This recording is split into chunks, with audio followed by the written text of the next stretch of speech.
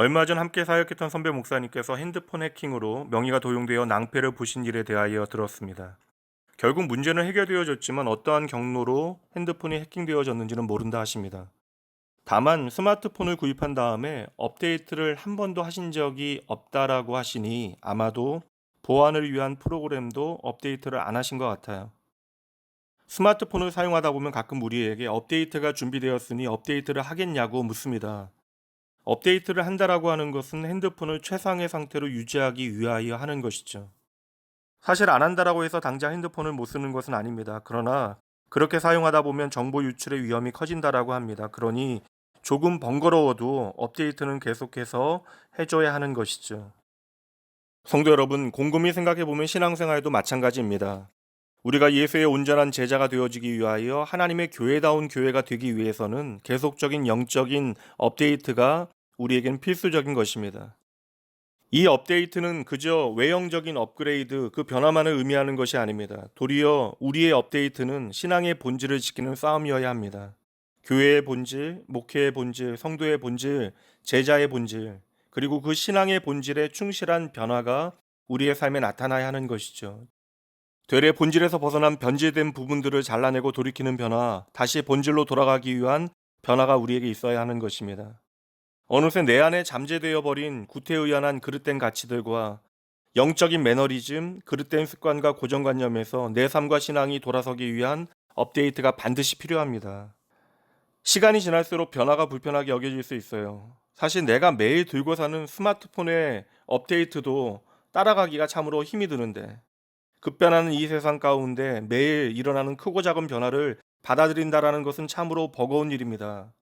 하지만 변화가 싫다고 귀찮다고 이해가 안 된다고 우리의 신앙의 업데이트를 거부하게 되어지면 우리의 삶은 그저 제자리 걸음을 하는 것이 아니라 퇴보하기 시작하는 것입니다. 그냥 그 자리를 지켜내는 것에서 머물지 아니하고 저절로 다운그레이드 되어지는 것이죠. 오늘 말씀을 다시 한번 읽어드립니다. 이 모든 일에 전심전력하여 너의 성숙함을 모든 사람에게 나타나게 하라. 성도 여러분, 전심전력해야 합니다. 우리 믿음의 진보를 하나님과 세상 가운데 나타내야 합니다.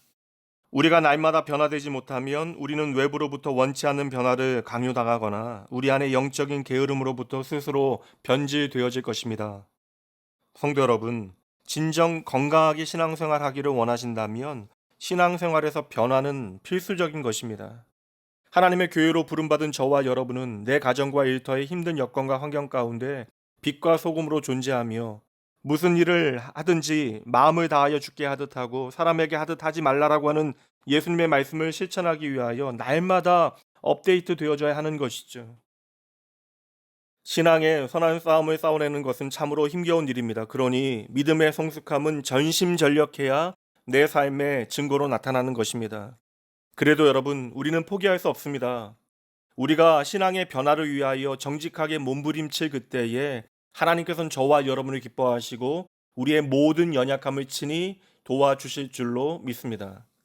성도 여러분, 신실하신 하나님께서 부어주실 은혜와 나의 가정생활, 직장생활, 교회생활, 이웃생활에 대대적인 업데이트를 사모하시기 바랍니다. 그 업데이트는 우리에게는 무료입니다. 기도합니다.